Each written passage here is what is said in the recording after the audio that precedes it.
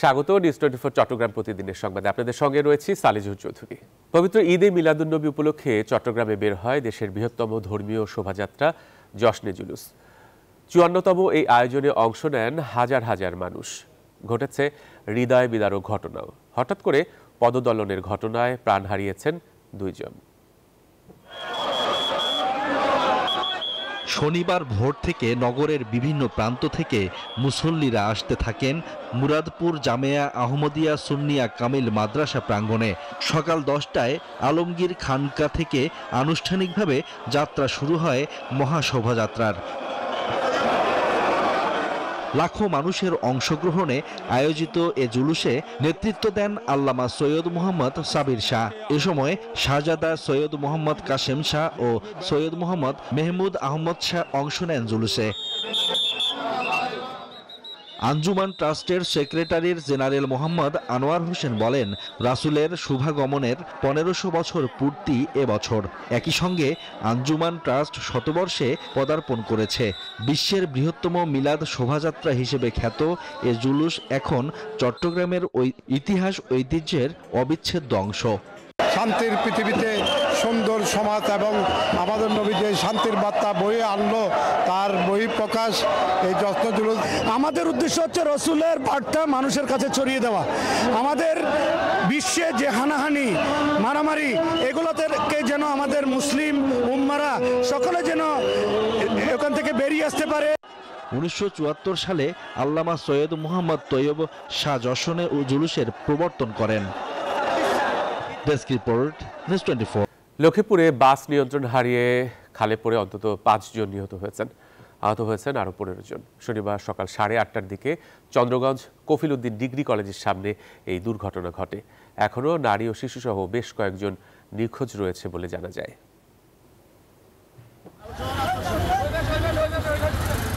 শনিবার সকাল 8:30টা নিয়ন্ত্রণ হারিয়ে বাস খালে পড়ে। এতেই প্রাণ হারান 5 জন।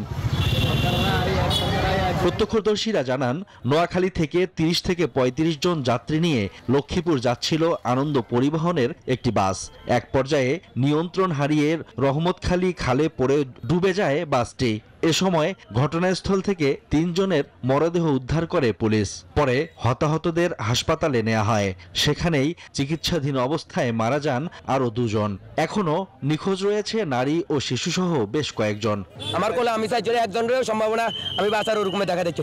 আমি যা 5 জনের নিচে 4 জন আমার হাতে গেছে। নারী পুরুষ শিশু সহ প্রায় 8-10 জন লোক এখানে নিহতের ঘটনা আমরা যতটুকু জানতে পেরেছি বা দেখতেছি। এখন বেশি ওঠার মতো কোনো লাশ পাওয়া যাচ্ছে না। এখন ডুবুরিতে পানির নিচে গেলে পরবর্তী তথ্য পাওয়া যাবে। এরই মধ্যে দুর্ঘটনা কবলিত গাড়িটি উদ্ধার করেছে পুলিশ। তবে নিখোঁজদের সন্ধানে উদ্ধার তৎপরতা চালাচ্ছে ফায়ার সার্ভিসের ডুবুরি দল। 5 জন অ্যাক্সিডেন্টের ঘটনায় মারা গিয়েছে। আরও বেশ কয়েকজন 10 থেকে 12 জন এখনো হসপিটালাইজড। গাড়ি উঠানো হয়েছে। আমরা গাড়িটিতে দেখবো যে গাড়িতে কোনো বডি আছে কিনা, এবং বাই দিস টাইম আমাদের ডুবুরি দল এসেছে। ডুবুরিরও ঘটনাস্থলে পানির নিচে নেমে দেখবে যে পানির নিচে কোনো লাশ পাওয়া যায় কিনা। অর্থাৎ আমরা এখানে একটা অল আউট অভিযান, উদ্ধার অভিযান আমরা পরিচালনা করছি। বিভিন্ন হাসপাতালে চিকিৎসা নিচ্ছেন আহতরা। Desk report, news 24। দেশে একটি নতুন সুশাসন প্রয়োজন এবং নতুন শাসন ব্যবস্থা জরুরি বলে মন্তব্য করেছেন বিএনপির যুগ্ম মহাসচিব শহীদউদ্দিন চৌধুরী অ্যানি। দুপুরে লক্ষ্মীপুর রায়পুর সরকারি মার্চেন্ট একাডেমি মাঠে রায়পুর উপজেলা ও পৌর বিএনপির সম্মেলনে এমন মন্তব্য করেন তিনি। অ্যানি বলেন, এক ব্যক্তির শাসন ব্যবস্থা বাংলাদেশে আর চলবে না। দেশ ও জনগণের সেই অবস্থার কথা চিন্তা করেই বিএনপি প্রথমে 27 দফা, পরে 31 দফা নিয়ে মাঠে নেমেছে। এক ব্যক্তির শাসন এটা আর এই বাংলাদেশের মাটিতে চলে না। এই একদলীয় এবং এক ব্যক্তির শাসনে ফ্যাসিবাদ, কর্তৃত্ববাদ এবং স্বৈরাচারী মন মানসিকতায় বাংলাদেশের শাসন ব্যবস্থায় যে অবস্থাটুকু তৈরি হয়েছে, সাধারণ মানুষের স্বাভাবিক রাজনীতি, সাধারণ মানুষের স্বাভাবিক চলাফেরা, জীবনযাপন করা, এটা চলতে দেওয়া যায় না। জুলাই সনদের ভিত্তিতে ও পিআর পদ্ধতিতে নির্বাচন না হলে আগামী নির্বাচনও অতীতের ব্যর্থ নির্বাচনগুলোর পুনরাবৃত্তি ঘটবে বলে মন্তব্য করেছেন জামাত ইসলামীর কেন্দ্রীয় নায়েবে আমির ও সাবেক সংসদ সদস্য ডাক্তার সৈয়দ আবদুল্লাহ মোহাম্মদ তাহের। দুপুরে কুমিল্লার ১৪গ্রাম উপজেলার মুন্সিরহাট ইউনিয়নে নির্বাচনী দায়িত্বশীল সমাবেশে প্রধান অতিথির বক্তব্যে তিনি এসব কথা বলেন।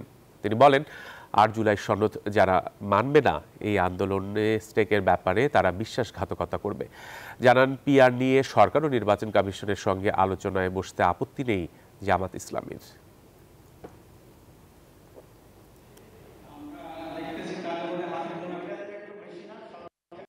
সরকারকে এবং অন্যান্য দলকে আহ্বান জানাচ্ছি যে আমরা সম্মিলিতভাবে যেভাবে একটি নতুন পরিস্থিতি তৈরি হয়েছে প্রতি সম্মান রেখে জাতীয় স্বার্থে আলাপ আলোচনার ভিত্তিতে ঐকমত্য অর্জন করেই যেন আমরা ফেব্রুয়ারি নির্বাচনটি সকলে মিলে গ্রহণ করে উৎসবমুখরভাবে আমরা করতে পারি এবং জাতির জন্য একটি নতুন দিক নির্দেশনা দিতে পারি। চট্টগ্রাম বিশ্ববিদ্যালয়ের সার্বিক পরিস্থিতির খবর জানাতে এখন ক্যাম্পাস থেকে যুক্ত হচ্ছেন তামিম আহমেদ শরীফ।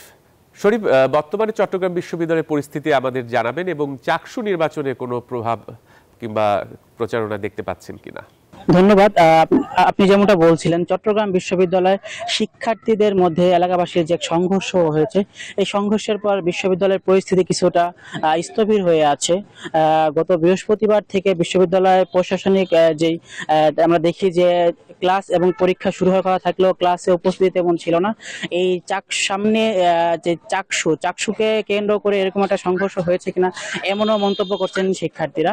এবং এই ঘটনার পর থেকে দেখা যাচ্ছে চাকসুর যে একটা ডামাডোল বেজে উঠেছিল, সেই ডামাডোল বেজে উঠছিল সেটা কিছুটা স্তব্ধ হয়ে আছে এবং শিক্ষার্থীদের মধ্যে একটা আতঙ্ক কাজ করছে। এই চাকসু হবে কিনা, সঠিক সময় চাকসু করতে পারবে কিনা প্রশাসন, এমনই একটা গুঞ্জন শোনা যাচ্ছে। আমাদের সাথে একটা শিক্ষার্থী আছে, আমরা কথা বলবো তার সাথে, যে আমরা জানতে চাবো যে আপনার কাছে যে চাকসু এই যে সংঘর্ষের কারণে এই চাকসুর উপরে কোনো প্রভাব পড়বে কিনা বা চাকসু হবে কিনা, এমন আপনার কি মনে হয় আপনার? বর্তমান সময়ে কিছুটা থমথমে বা স্থবির অবস্থা। ক্লাস পরীক্ষা এগুলো আপাতত শিক্ষার্থীরা অংশগ্রহণ করছে না, কিন্তু আমরা সাম্প্রতিক সময় দেখছি যে বিভিন্ন ইস্যুর কারণে শিক্ষার্থীদের মধ্যে যে অবস্থা বিরাজ করতেছে, সেটা আসলে চাকসুতে কোনো ধরনের প্রভাব ফেলবে না বলে মনে করছি। কারণ হলো যে আমরা এখন পর্যন্ত দেখেছি চাকসুর যে রেগুলার শিডিউল আছে, প্রশাসন সেটা মেনটেন করার চেষ্টা করছে।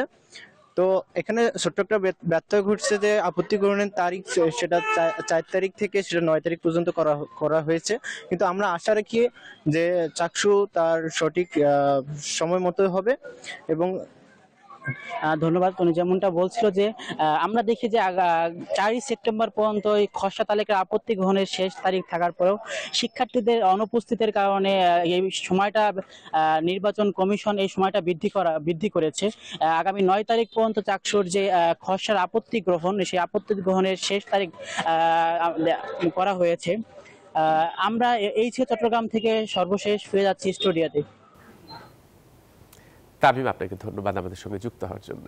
ব্রাহ্মণবাড়িয়ায় চট্টগ্রামগামী কর্ণফুলী এক্সপ্রেস ট্রেনের একটি বগি লাইনচ্যুত হয়েছে। শনিবার বিকেল 3টা 20 ব্রাহ্মণবাড়িয়া রেল স্টেশনের আউটারে রেল ক্রসিংয়ের সামনে এই ঘটনা ঘটে। এই ঘটনায় ডাউন লাইনে ট্রেন চলাচল বন্ধ থাকলেও বিকল্প লাইনে ঢাকার সঙ্গে চট্টগ্রাম ও সিলেটের রেল যোগাযোগ স্বাভাবিক রাখা হয়েছে। ব্রাহ্মণবাড়িয়া রেলওয়ে স্টেশনের সহকারী মাস্টার জানান, বগি লাইনচ্যুতের কারণ তদন্ত সাপেক্ষে বলা যাবে। দুর্ঘটনা কবলিত বগিটি উদ্ধারে আখাউড়া জংশন স্টেশন থেকে উদ্ধারকারী ট্রেন ঘটনাস্থলের উদ্দেশ্যে রওনা হয়েছে বলেও জানিয়েছেন তিনি। জাতির ভবিষ্যৎ জাতীয়তাবাদী দলের ভারপ্রাপ্ত চেয়ারম্যান তারেক রহমানের নির্দেশনায় সবাই ঐক্যবদ্ধ হয়ে কাজ করতে হবে বলে জানান চট্টগ্রাম দক্ষিণ বিএনপির সিনিয়র যুগ্ম আহ্বায়ক আলহাজ আলী আব্বাস। বিকেলে বিএনপির 47তম প্রতিষ্ঠাবার্ষিকী উপলক্ষে কর্ণফুলী বিএনপি অঙ্গ সহযোগী সংগঠন উদ্যোগে আয়োজিত বর্ণাঢ্য র্যালি শেষে প্রধান অতিথির বক্তব্যে তিনি একথা বলেন। দলের সমস্ত অঙ্গ সংগঠন মিলেমিশে রাজপথে থাকার আহ্বানও জানান তিনি।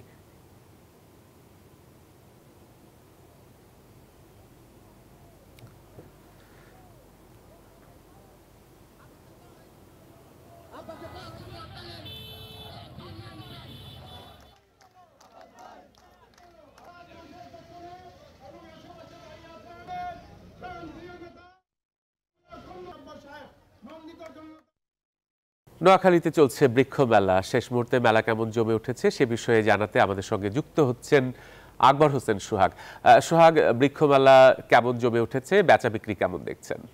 ধন্যবাদ জোহর, আপনি যেমনটা জানতে চেয়েছেন আমি আজকে নোয়াখালীতে বৃক্ষ মেলা, সপ্তাহব্যাপী বৃক্ষ মেলা শেষ মুহূর্তে আমি আপনাকে যদি জানাই এখন জমজমাট হয়ে উঠছে। আজকে ছুটির দিনে কিন্তু জমজমাট হয়ে উঠছে। আমি আপনি দেখছেন যে এখানে বিভিন্ন বয়সী শিশু থেকে এবং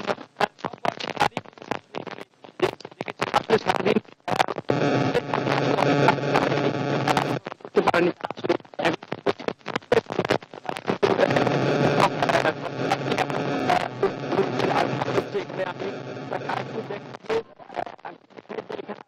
যে অনেক দর্শনার্থী কিন্তু এখানে এসেছেন এবং তারা দেশীয় বিদেশি বিভিন্ন বৃক্ষ এবং ফল গাছ, বিভিন্ন বৃক্ষের গাছ তারা এখান থেকে ক্রয় করছেন। এবং আমি অনেক রাস্তার সাথে কথা বলছি, তারা দেখেছেন যে সারাদিন লোক আসতে পারে না, বিকেল 4টা থেকে 5টার মধ্যে আসলে এখানে লোকগুলা সমাগম ঘটে। তো তাদের দাবি একটাই যে অন্তত 8 থেকে 10 দিন যদি আরো সময় বাড়ানো হয় এই বৃক্ষ মেলা, তাহলে অন্তত আরো এটা জমজমাট হয়ে উঠবে। আসলে এমনটা জানিয়েছেন বিভিন্ন নার্সারির মালিকেরা এবং বিভিন্ন আগত এখানে দর্শনার্থী যারা আছেন। আসলে এই সকল লোকগুলো আসলে জানিয়েছেন যে মেলা আরো শেষ মুহূর্তে জমজমাট হয়ে উঠছে। আসলে সকলের দাবি কিন্তু অন্তত 8 থেকে 10 দিন যদি আরো মেলাকে যদি সময় বাড়ানো হয় তাহলে হয়তো মেলা আরো জমজমাট হয়ে উঠবে। আসলে সব মিলে আমি আপনাকে বলি যে এই মেলা শেষ মুহূর্তে বিকেল 4টার 5টার পর থেকে মেলা জমজমাট হয়ে ওঠে। এবং মেলার এই ছিল নোয়াখালী বৃক্ষ মেলা থেকে সবশেষ ফিরেছি স্টুডিওতে। জহুর। সোহাগ, আপনাকে ধন্যবাদ। মিয়ানমার থেকে কক্সবাজার উপকূলে পণ্যের বিনিময়ে মাদক পাচারের চেষ্টাকালে অনেক পণ্য মাদক জব্দ করেছে বাংলাদেশ কোস্ট গার্ড। কক্সবাজার নাজির টেক সংলগ্ন সমুদ্র এলাকায় বিশেষ অভিযান চালানো হয়। অভিযানে একটি সন্দেহজনক ফিশিং বোটে তল্লাশি চালিয়ে প্রায় 4 লাখ টাকা মূল্যের মালামাল জব্দ করা হয়। এ সময় পাচারকারীরা কোস্ট গার্ডের উপস্থিতি টের পেয়ে পালিয়ে যায়। তবে পাচার কাজে ব্যবহৃত ফিশিং বোট সহ জব্দকৃত মালামাল নিরাপদে রাখা হয়েছে। কোস্ট গার্ড জানিয়েছে, চোরাচালান ও মাদক পাচার রোধে ভবিষ্যতেও এ ধরনের অভিযান অব্যাহত থাকবে।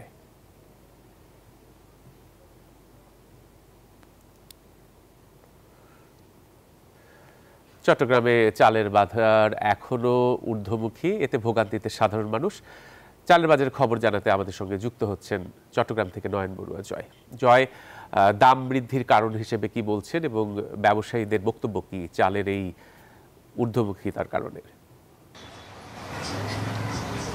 ধন্যবাদ আপনাকে। আমরা একটু দেখানোর চেষ্টা করছি যে বাজারে এসেছি, সেই বাজারটি একটু দেখলে বুঝতে পারছেন যে এখানে চাল কিন্তু সুন্দর করে সাজিয়ে রাখা হয়েছে।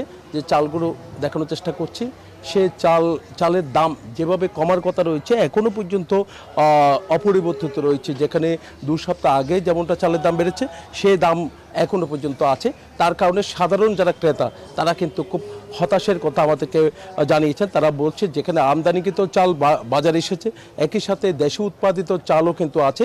চালের কোনো কমতি আমরা দেখছি না, যেহেতু পাহাড়তলি বাজারগুলো যেমনটা দেখেছি পাইকারি বাজার, সেখানে চাল বস্তা বস্তা চাল এসেছে। উত্তরবঙ্গের উপর অনেকটা নির্ভর করতে হয় চালের বাজার, সেখানে কিন্তু চালের কোনো কমতি নেই মোকামগুলোতে।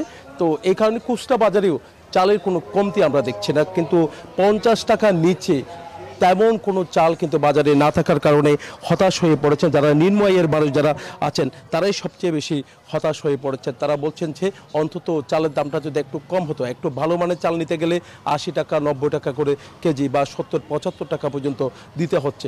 তো চালের দামটা যদি একটু কমে তাহলে ভালো হতো। আমদানিকৃত যে চালগুলো আছে সেই চালের দাম কিছুটা কম হলেও দেশে উৎপাদিত চালের দামটাই সবচেয়ে বেশি আমরা দেখতে পাচ্ছি।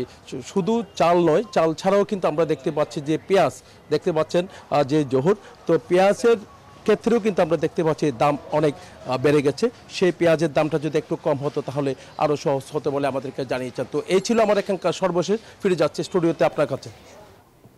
জয়, আপনাকে ধন্যবাদ।